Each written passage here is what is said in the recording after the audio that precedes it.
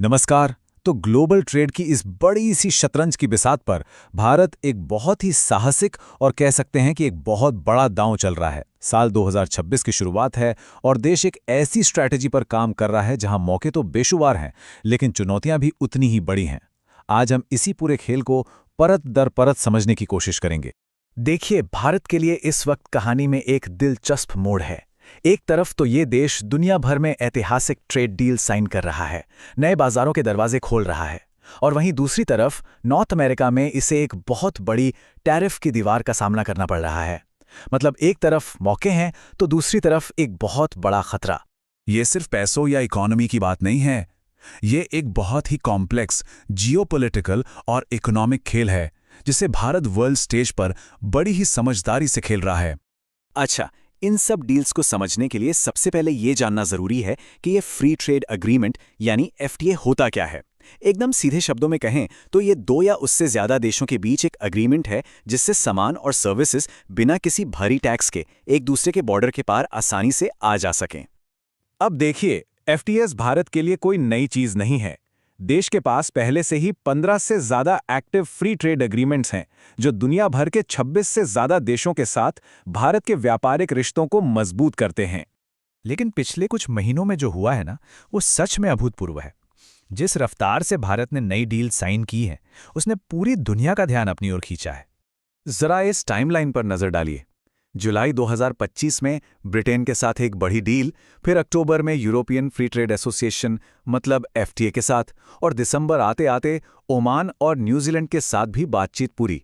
आप देख सकते हैं कि ये कितनी तेज रफ्तार है। और इन डील से मिल क्या रहा है? देखिए, फायदे एकदम साफ हैं। जैसे न्यूजीलैंड के साथ भारतीय एक्सपोर्ट्स पर 100% ड्यूटी खत्म, यूके लगभग 99% की ड्यूटी फ्री एक्सेस दे रहा है, और सबसे खास बात यह है कि इन ट्रेड डील्स के साथ साथ बड़े बड़े इन्वेस्टमेंट कमिटमेंट्स भी आ रहे हैं। जरा इस एक आंकड़े पर गौर कीजिए, 100 अरब डॉलर। ये ईएफटीए देशों की तरफ से एक कानूनी तौर पर पक्का वादा है इन्वेस्टमेंट का। ये दिखाता है कि भारत के नए एफटीएज सिर्फ सामान बेचने के बारे में नहीं है, बल्कि भारत में भारी निवेश लाने और यहाँ नई नौकरियां पैदा करने के बारे में भी हैं। लेकिन जैसा कहते हैं ना, हर सिक्के के दो पहलू होते हैं, हर स्ट्रैटेजी के अपने रिस्क होते हैं। तो चलिए अब इन एग्रीमेंट्स के फायदों और नुकसान दोनों पर एक नजर डालते हैं। फायदे तो बिल्कुल साफ दिख रहे हैं। टेक्सटाइल, लेदर और जेम्स जैसे सेक्टर्स में भारतीय एक्सपोर्ट को एक बड़ा कॉम्पिटिटिव एज मिलता है।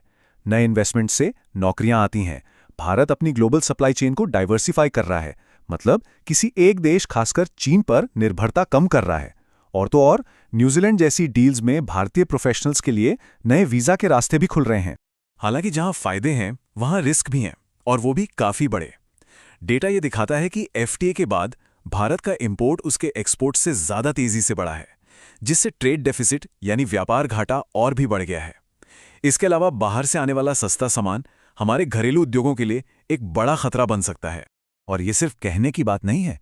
जैसा कि आउटलुक बिजनेस की ये रिपोर्ट बताती है, ये एक डेटा पर आधारित फैक्ट है। भारत के पिछले एफटीएज के साथ ये एक लगातार बना रहने वाला रिस्क रहा है।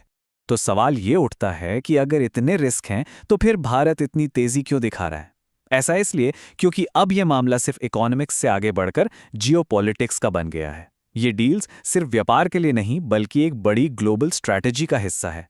भारत की स्ट्रैटेजी का सेंटर पॉइंट है एक बहुत बड़ा लक्ष्य, दुनिया का चाइना +1 हब बनना।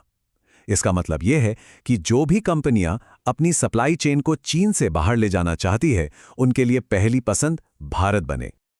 और ये स्ट्रैटेजी इतनी जरूरी क्यों है, वो ये स्लाइड बताती है।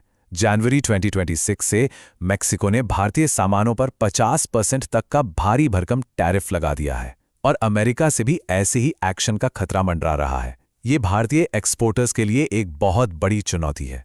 आखिर ये प्रेशर आ क्यों रहा है? वजह साफ है। अमेरिका प्रेसिडेंट ट्रंप के नेतृत्व में मेक्सिको पर यह दबाव बना रहा है कि वो एशियाई सामान, खासकर भारत और चीन से आने वाले माल को मेक्सिको के रास्ते अमेरिकी बाजार में आसानी से घुसने से रोके। अब इस प्रेशर से निपटने के लिए भारत एक तरह से समय के खिलाफ दौड़ रहा है। इस समय भारतीय नेगोशिएटर्स यूरोपियन यूनियन के साथ एक बहुत बड़ी ट्रेड डील को फाइनल करने के लिए निर्णायक जोर लगा रहे हैं, ताकि नॉर्थ अमेरिका में जो नुकसान हो रहा है उसकी भरपाई की जा सके। तो आखिर में हम एक बहुत बड़े सवाल पर आके खड़े हो जाते हैं। क्या भारत की ये आक्रामक एफटीए स्ट्रैटेजी उसे एक ग्लोबल इकोनॉमिक पावर के तौर पर स्थापित कर देगी, या फिर व्यापार घाटे और घरेलू उद्योग पर दबाव जैसे रिस्क आखिर में इन फायदों पर भारी पड़ जाएंगे? इसका जवाब ही आने वाले सालों में भारत की ग्लोबल पोजीशन को तय करेगा।